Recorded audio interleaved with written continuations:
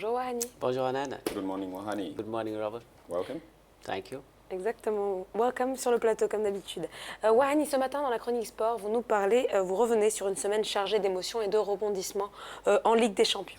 Effectivement, cette semaine a été marquée par les matchs au retour des quarts de finale de la Ligue européenne des champions. Et comme l'année dernière et 3 ans en arrière, on pourrait assister à une affiche 100% madrilène entre le Real Madrid et l'Atlético de Madrid en finale. Les deux clubs de la capitale espagnole se sont en effet qualifiés pour les demi-finales en compagnie de l'AS Monaco, le seul club français en lice, ce qui n'était plus arrivé depuis 7 ans, et la Juventus Turin. Mais ces quarts de finale ont laissé leurs empreintes. D'abord, la rencontre Real Madrid-Bayern Munich. Après leur succès 2-1 à l'aller, les Espagnols ont littéralement bouffé les Allemands chez eux au Santiago Bernabéu. Une victoire nette, mais non sans bavure, car une fois de plus, l'arbitrage a été au cœur des débats.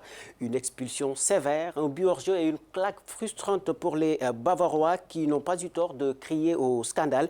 Mais c'est ça aussi le football, cette part d'imperfection et cette capacité à procurer des sensations différentes après un match de football. Le sourire aux vainqueurs, les larmes aux vaincus. Mais quand on perd comme le Bayern, forcément, on ne peut que s'indigner. Cependant, il ne faut pas oublier que les arbitres ne sont que des humains, car si nous, téléspectateurs, avons le privilège du ralenti, les juges, eux, n'ont que leurs yeux pour trancher et dans le vif. Et quand ça roule à 200 à l'heure, ce n'est pas toujours aussi évident que cela ne paraît. Vivement donc l'arbitrage vidéo, même si personnellement, je ne suis pas d'accord avec son introduction parce que convaincu que le football en perdra quelque chose de fabuleux, à savoir cette part d'imperfection que j'ai évoquée tout à l'heure. Now let's have something about Cristiano Ronaldo. Et oui, il y a Cristiano Ronaldo, auteur de 3 réalisations avec le Bayern de Munich. Spectaculaire, plus que spectaculaire. Il n'avait marqué que 2 buts avant les quarts de finale et tout le monde l'avait déjà enterré, lui, Cristiano Ronaldo. Et face à la machine bavaroise, cela semblait presque impossible de le voir marquer.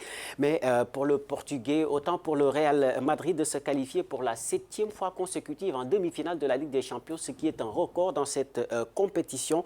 Mais impossible n'est pas Cristiano Ronaldo, comme on dit souvent. En 2 soirées, il a fait taire ses détracteurs, un doublé à Munich, puis un triplé à Madrid, exceptionnel, phénoménal, on dira. Déjà, grâce à ces 2 réalisations de la première manche, le capitaine de l'équipe du Portugal est devenu le premier joueur de l'histoire à marquer 100 buts en compétition européenne. Son triplé au retour à domicile lui a permis de devenir le premier à le faire en Ligue des Champions. Tout simplement exceptionnel et un enseignement. Hanan, Robert, les légendes ne meurent jamais. Et les matchs de foot, Wahani, ça se passe aussi sur les réseaux sociaux. Eh oui, et une fois de plus, on n'a pas été déçus des indignations des supporters du Bayern aux moqueries de ceux du Real Madrid, surtout contre l'ennemi juré catalan, le FC Barcelone, comme on peut le voir sur ces images.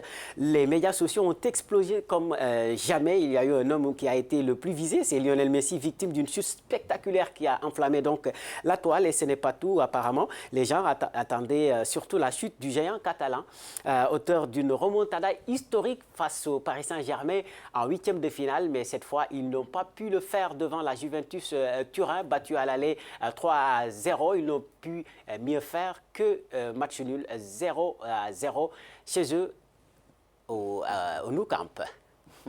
Ces images sont assez... Tu vois. C'est toujours comme ça avec le... Et il y a le cas Serena Williams qui met un terme à sa saison pour un heureux événement. I don't know. Maybe you think you have a thought on that. Oui, c'est effectivement ça, Serena Williams, qui aura 36 ans l'année prochaine, qui va effectuer son retour sur les cours pour des raisons maternelles, puisqu'elle est enceinte. Des questions autour de son retour, justement. Pourra-t-elle revenir au top à 36 ans? C'est la grande question qui se pose maintenant, mais on verra bien. L'histoire nous a appris quand même qu'il y a des championnes qui reviennent souvent au top. Espérons que ce sera le cas pour Serena Williams, que j'adore particulièrement. Robert en sait quelque chose et Michael Odwar aussi.